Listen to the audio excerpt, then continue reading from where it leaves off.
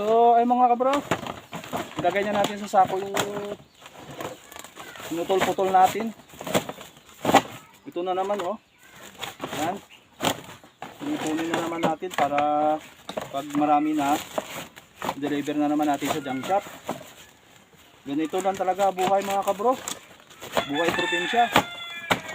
Pag hindi ka sumikap, talagang wala pa tayong pera. Kaya hanggat kaya pa natin magaganito, tuloy-tuloy lang ang laban.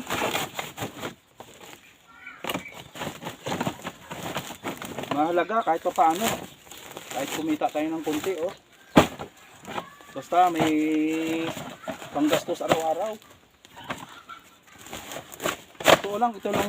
Dito lang kami umaasa. Kaya minsan nag-i-scrap kami. Yan. Kaya ito yung naano natin oh, mga naipon natin. Mga plastic, mga kakapal. Saka mga buti.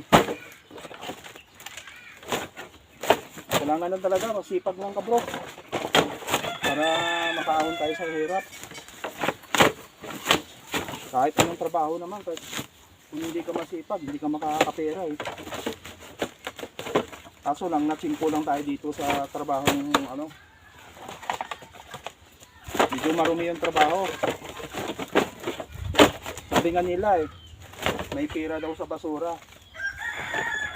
Talagang totoo yan. Pero, kahirapan lang bago ka makapera. Siyempre, matrabaho, kailangan mo magtiyaga. Kailangan mo maghanap para magkaroon ka ng plastic. Ito mga plastic mo oh. Yan. Balik na naman tayo sa ating trabaho. Buhay probinsya, pangangalakal, mahalaga, marangal. Sa totoo lang mga kabro, hindi ko kinakahiya ito. Kahit ganito yung trabaho ko. Kasi marangal naman.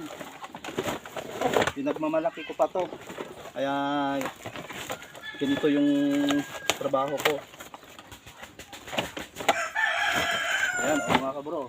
Lapit na tayo makapuno oh. Malalaki kasi itong iba mga kabro eh. Kaya kailangan natin putulin para maano sa sako. Ayan, katulad nyo, isang sako na tayo mga kabro. Mayroon pa tayo natira. Bukas na naman yung iba. Kasi hapon na oh. Ano pa ako ng mga alaga ko, magpapakain pa ako. Mag-aalas 5 na to. So maraming salamat mga kabro na naman ulit sa inyong pagsama at sa inyong panonood. Shoutout nga pala sa mga minamahal nating followers, viewers, silent viewers, subscribers. Maraming salamat po sa walang sawa niyo sa kapanonood ng aking mga video. Thank you so much. God bless and bye-bye. Love you all.